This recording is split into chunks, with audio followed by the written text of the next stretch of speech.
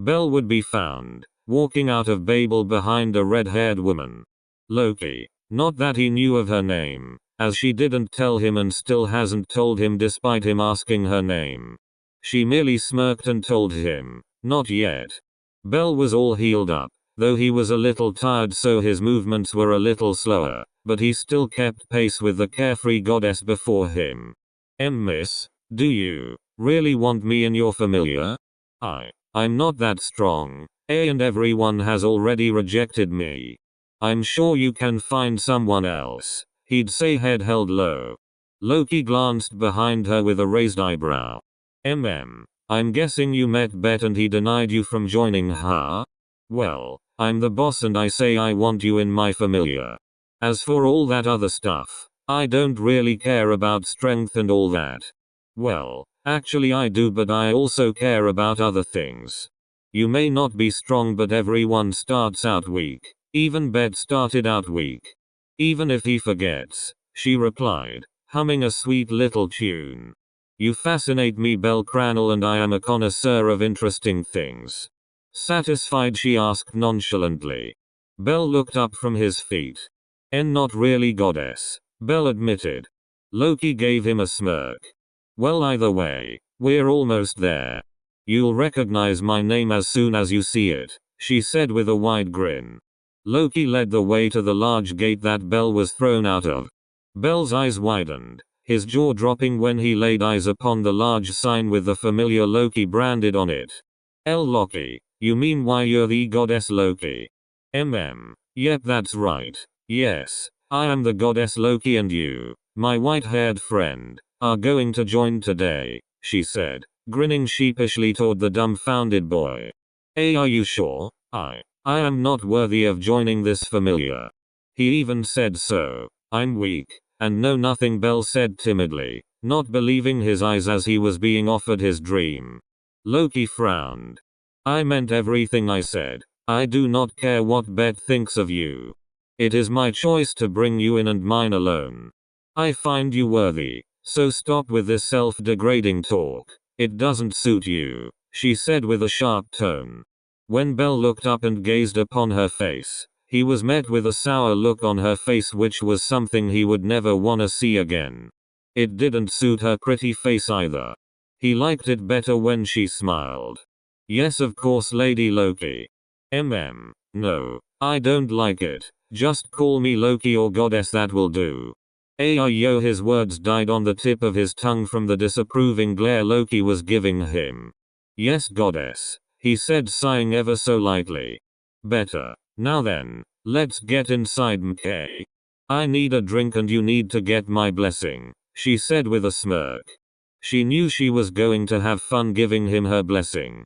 She could just tell from how the boy would react that this would be entertaining. She was already glad she decided to bring this boy into her familiar. Leading the way into the mansion, Belle's jaw dropped at how beautiful the interior design was, carefully sculpted. The mansion, known as the Twilight Manor, was built vertically instead of horizontally. Loki had explained that it was due to the fact that when she bought the land, she could only afford a small piece of it and the other piece of land was already bought up. The Twilight Manor had many towers overlapping each other, helping to stabilize. It was absolutely stunning in Belle's eyes. When they arrived in the main hall, Loki stopped walking to let Belle get the wonder and excitement out of his system. After a minute of shell shock, Loki grinned. All right, first things first. We drink to our new partnership. What Belle replied, not expecting that. He was expecting a blessing first. Hey, you only live once, so come live a little and have a drink with me, she exclaimed, grabbing Belle by his left wrist before dragging him towards the kitchen, cellar and dining room sections of the manor. Belle followed despite his reservations, stammering along as he was dragged by his future goddess. She released him as soon as they reached the cooler. She opened the cooler, burying her hands in it, and began rummaging through before she laughed excitedly. Aha, I knew we still had this. Reveria lied to me. Oh, you're gonna love this, Belle. This here is a very lovely drink. It's not as good as Soma wine, but this the second best. This stuff we get shipped in from Tilskyra. The land of the Amazons as I call it. They got really good alcohol down there. Now, I only bring this out during special occasions, so you should feel honored to be able to drink some of this stuff. Belle's cheek had a sheen of red appear as he stuttered. Gee goddess, I'm to you. Loki wagged her finger back and forth at Belle. I don't wanna hear that. That rule is nonsensical and doesn't apply to people like us. You're old enough to go into the dungeon and die for your familiar, so, you are old enough to drink with your familiar. Get it, she said with a sly smile, before taking out 2 wine glasses and pouring the wine into it, filling them about a quarter of the way, before putting the wine back into the cooler. Can't drink this stuff dry, it's too expensive to ship here, she said, looking at Belle before humming. Now then, let's drink to our new friendship, Loki said, lifting her wine glass. Belle looked with uncertainty at his goddess. Just drink it, Belle, Loki said, giving an exasperated sigh. Belle gulped down his nervousness, before picking up the wine glass. Loki grinned ear to ear and clinked her glass against his before bringing the glass to her nose, taking a big whiff. Oh yeah, that's the good stuff right there, she said, smiling eagerly as she waited for Belle to do the same. Oh, grow a pair will ya? Drink up, Loki said, giving him the deathly mum stare.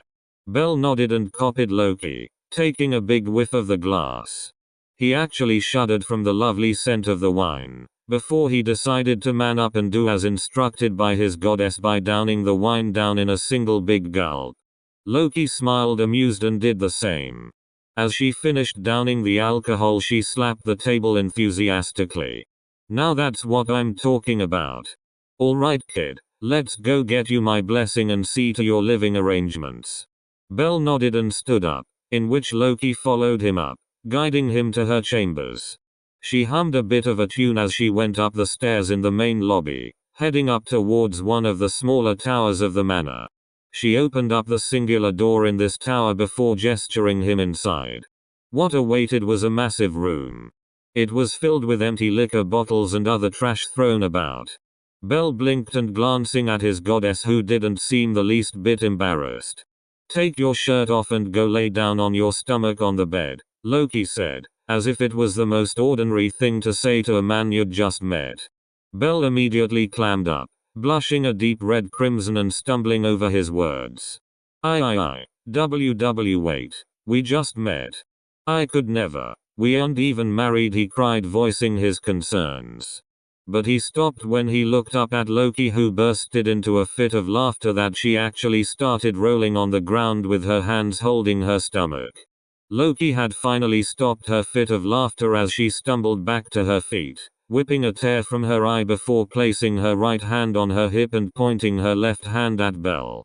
Did you really think you would get the lucky kiddo? She chuckled sheepishly. Belle just looked down, trying to hide the fact that he as red as a cherry tomato. I knew you would give me a priceless reaction, but to think you can just sleep with your goddess is hysterical. Jokes aside, my blessing goes onto your back, Loki said, pressing her hand on Belle's back, pushing him onto the bed. Now chop chop. I don't have all day. I thought you said you had nothing to do, he said, recalling a bit of the meeting at the guild. Shut up and get undressed before I send you back to Ina like an unwanted gift, Loki threatened, smirking at the boy, who immediately took his shirt off. Oh, I knew this was going to be fun. I can't wait to see what new memories I can craft with this boy. Loki followed Belle before taking a seat on his butt and upper thighs, relaxing with a sigh. Been a while since I've had a new child, since we constantly send away new recruits all the time, she commented, trying to strike up a conversation. Is that what you want? You don't seem to stop it. It's not that, it's what I want. I guess I don't really care enough to stop it either. The recruitment for strong people is a farce, honestly. All the strong adventurers are already taken by familiars. I suppose I could go for a mass recruitment, but it's not as if we are in desperate need of numbers either. It's hard to provide room in a place like this. It'll be a hassle to find you a spot, but we'll figure something out. Maybe someone will share a room with you, she hummed. Anyways, Loki trailed off before she focused on drawing her Falna all over his back, making sure to go extra slow, so she could watch in amusement of how he squirms at the slightest touch. The poor lad was beet red, just like a cherry tomato. This was way too much fun for Loki. She had a large smile plastered throughout the whole process, her eyes glancing over to his face every so often. Been a long time since I've had to do this. Ever since Finn, I've never spoiled one, taken care of one. I got lazy, complacent. I forgot just how amazing it was to care for one of my children, Loki thought, her lips thinning out at her thoughts. I think I shall spoil this one. Can't say he doesn't deserve it. She smiled softly before she finished with her drawing on his back. Once completed, a bright light began to shine, filling up the room as the magic of the blessing took place.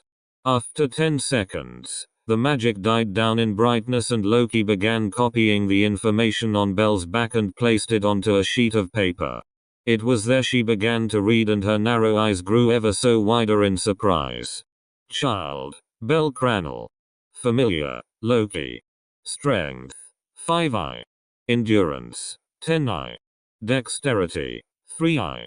Agility, 14i. Magic, 0. How he was only in the dungeon twice. What experiences did he go through and why is those two stats so high? He shouldn't even be getting stats when he's without a blessing. Loki shook her head and lifted herself up off of Belle's butt, which allowed him to flip over, before she settled back down on his upper thighs. She then handed him the stat sheet. I don't know what you did, but your stats are quite high for someone beginning. I reckon you went through quite a lot of trouble down in the dungeon. Belle looked at the stat sheet, staring at it. He stared at it before a big smile came across his face. Don't get too excited now, okay? You're still fairly weak, so don't get overconfident, Loki said, seeing the smile on his face, but she was surprised.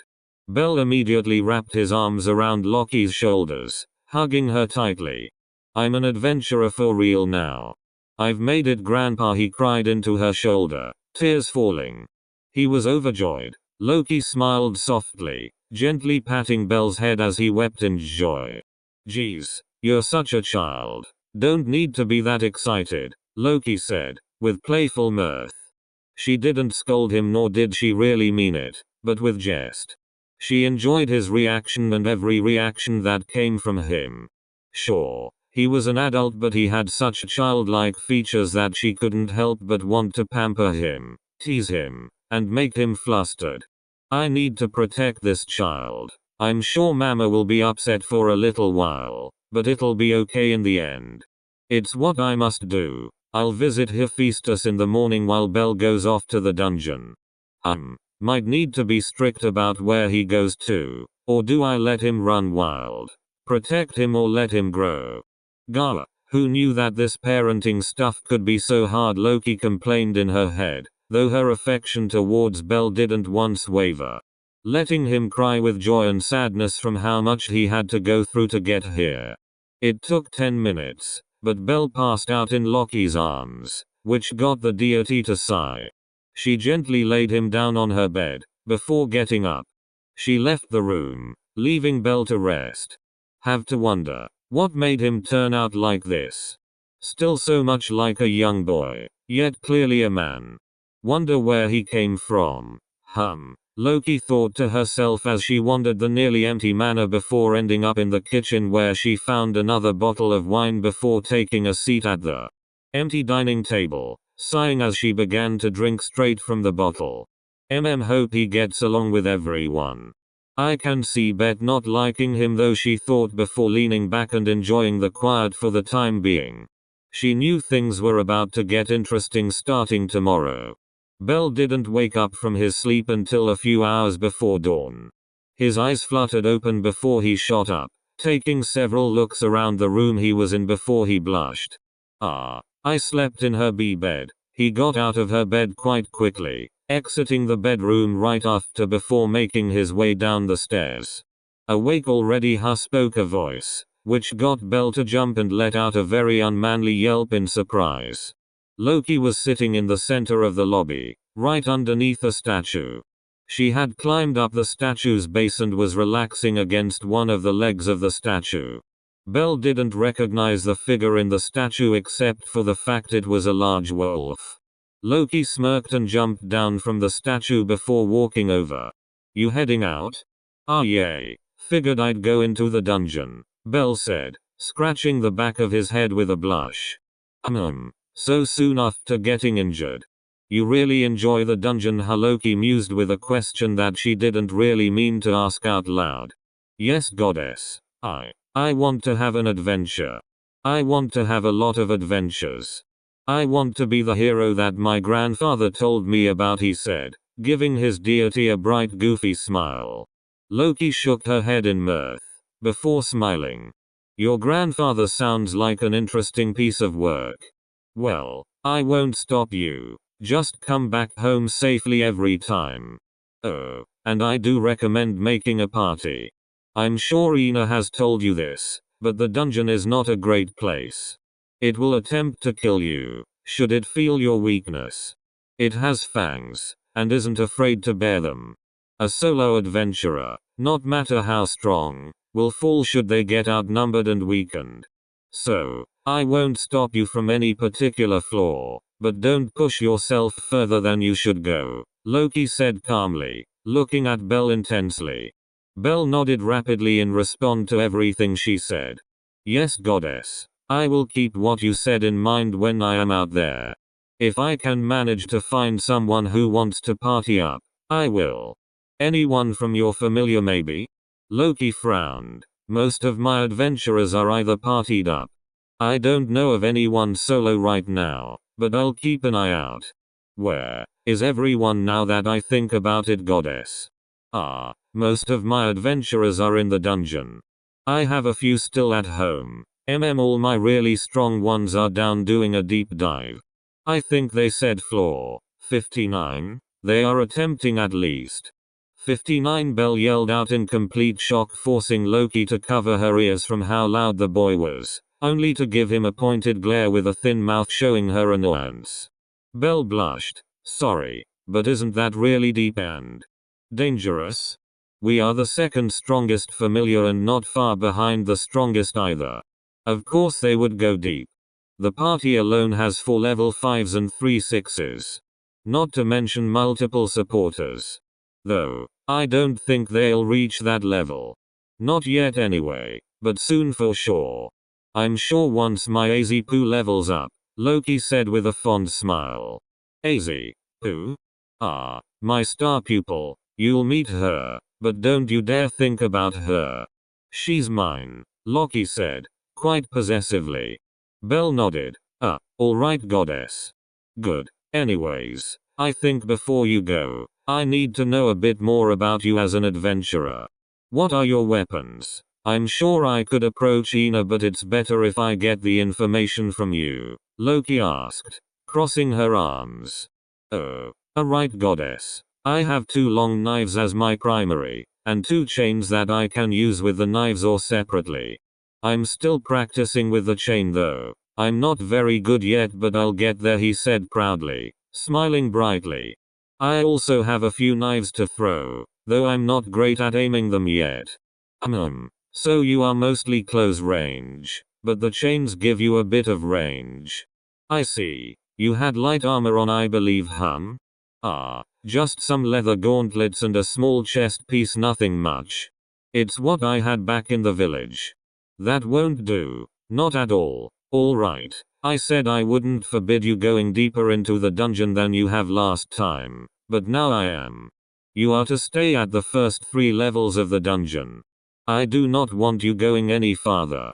Do I make myself clear, Belle? Loki said, getting very serious. Belle could only nod with wide eyes and a few sweat drops.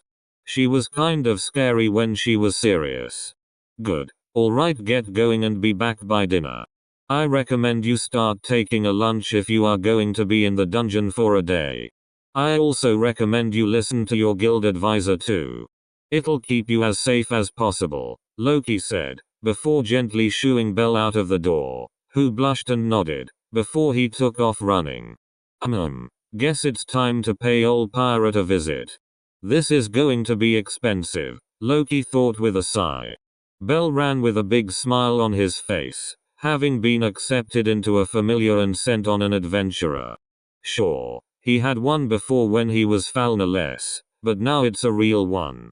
His life was about to improve. It was then he stopped, almost right in the middle of the street. He looked around as the street was empty. It was still in the dead of night, an hour away from dawn, yet he felt a pair of eyes on him. He shuddered a bit at the feeling, before the feeling went away. They stopped looking at him, but he could feel a general direction from it. Babel. What was that? Something, someone, so powerful. Belle shook his head and started running down the street again.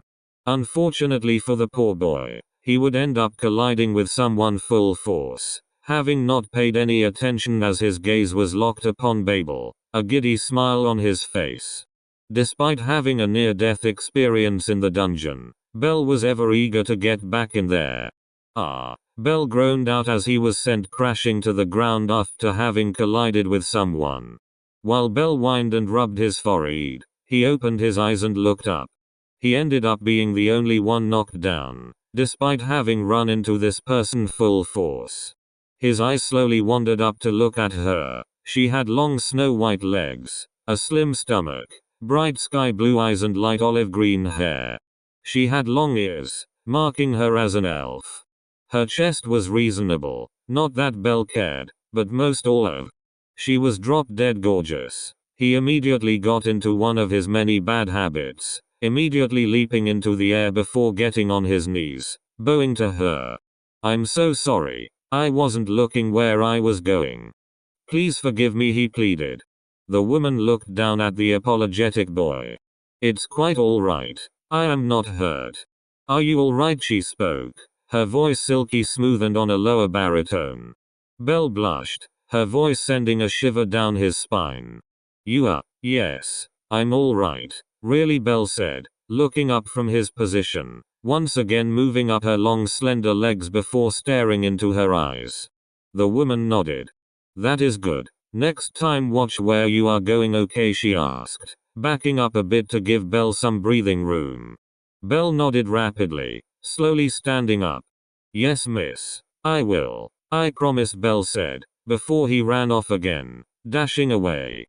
Unknown to the boy, due to him crashing into the elf, his sack that he kept on his lower back that was strapped to his belt, fell off due to the strap shearing off from the impact. When the bag hit the ground, a large amount of crystals spilled out, which was filled to the brim with the crystals of all the monsters he slaughtered before he got surrounded and nearly died. The elf knelt down and picked it up, watching as the boy shrinked away into the distance too far for her to call out to him. I'm sure I'll see him again. Hard to miss. Loki knocked 3 times on a door covered in ornate markings, each a fiery red or a deep anvil black. After a good 20 seconds, the door opened and a beautiful woman with dark red hair and an eye patch stood before Loki. Her eye narrowed at Loki and she frowned. What do you want this time? Loki grinned. Hello Hephaestus. Long time no see. I still want to liken me to a pirate, not long enough I reckon. I repeat, what do you want, Loki? Loki started before she stopped, her lips thinning. She began to get serious. I would like you to make me something, Loki said, her voice no longer cheery but almost pleading. The last time I made you something, you decided to use it in a bet and you lost it. Why would I ever want to make you something when you so easily squander it? The fiery-haired deity demanded. I was wrong to gamble with it, but that was years ago. This time it's truly going to someone. I need to get them a weapon, Hephaestus sighed. Who is it for? Finn? Us? One of the 2 Amazons? I can't make anything for the elf, as I don't do magic wands, the blacksmith deity asked. It's none of those. It's for my new child. You want me To craft a weapon for a new child? What level is he? One Loki said slowly.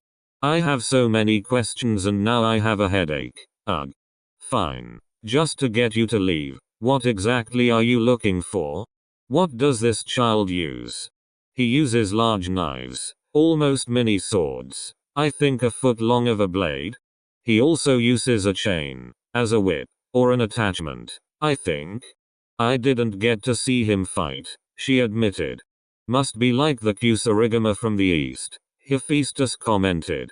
That will be interesting to make. Or what exactly do you wish for me to make? I want 2 chains. And one of the knives, Loki replied, getting Hephaestus to nod. What attributes? Durability. I also want the power of each to grow as Bel does.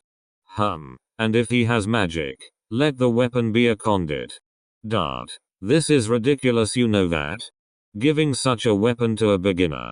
Why exactly do you want this so badly? I just want Bel to survive. He's just him. I can already tell that he's going to be a handful. Probably stubborn, reckless and insanely brave. Not allowing fear, he will easily push himself further and further, risking his life to get stronger. I am afraid he will have a low chance of survival, which is why I want to do anything and everything I can for him, to give him that chance, Loki admitted. She usually never talks like this, all serious and with concern. Usually she's just a pervert towards ice, but having Bel in her familia has given her a new goal. One that she had lost long ago. To care for a child. You've changed, Hephaestus commented, getting up from her desk with a smile. You aren't the same annoying goddess that you once were. Alright, if it'll please you, I will do it, but you are going to be helping me, you got that, and you will pay for these items full price. No discounts, she said, giving Loki a glare. Loki gave her a nod before following the blacksmith. Bel was grinning, laughing as he started collecting the stones at the end of the 4th floor. He didn't pay much attention to how many floors he's went down. He's been doing nothing but killing monsters and collecting crystals. He even got a few drop items. There was an egg, 2 kobold nails, and a goblin fang. He realized early on that he lost his pouch, but luckily his jacket had pockets that were still functional despite having been shredded from his previous adventurer. He felt the increase in strength from having a Falna as well as a few stats. He was faster, stronger, he had better accuracy, his focus was better. He was like a machine. He didn't even have to use his maelstrom technique. I'm sure Goddess will be proud of me. I'm sure she won't be upset if I went down one more floor, for she'll see just how awesome I am. Yay, I'll make her proud. Maybe I'll get her a gift too, Bel thought excitedly, before entering the stairs to the 5th. It took him a few minutes to reach the beginning of the floor. Once again, the floors changed color. It was a mixture of a dark brown soil with a tint of green, before further up to the ceiling being a sickly green and a hint of brown tint. That was the first thing Bel noticed. The second, how eerily quiet it was. Usually he could hear monsters in the distance, or the sound of an adventurer, but it was quiet. He could hear his heart beating, the wind flowing through his hair. But not a peep from the dungeon. A more experienced adventurer would have felt the danger, but Bel's experience didn't provide him with such a sense, so he merely ventured onwards, looking around for any hidden monsters. Thud. Bel stopped immediately when he felt the ground shake. He looked into the distance as a pair of blood-red eyes appeared in the darkness. Thud. Another shake of the ground, and the first thing that appeared was a dark brown hoof. Thud. And then another. Coming out of the darkness was a half-man, mostly bull. A Minotaur. Bel grinned, taking his blades in his hands, ready for a fight, not knowing that the Minotaur was beyond him. Bel charged,